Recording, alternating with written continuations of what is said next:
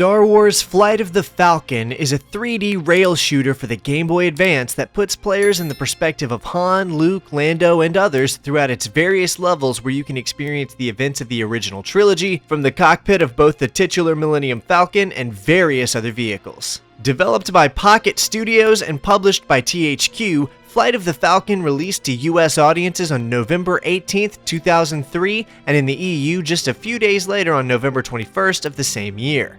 Given that many of the Star Wars licensed games coming out around that time were set in the prequel era to coincide with the film releases, Flight of the Falcon opted to focus wholly on covering events from the original trilogy, which is pretty much the most interesting thing I can say about the game. Because, unfortunately, it's just not a very good game. Before I start criticizing it though, I want to say that there are some pretty cool things about it. Like, the menu screen is kind of well designed, and I feel like the cutscenes are pretty impressive for a Game Boy game.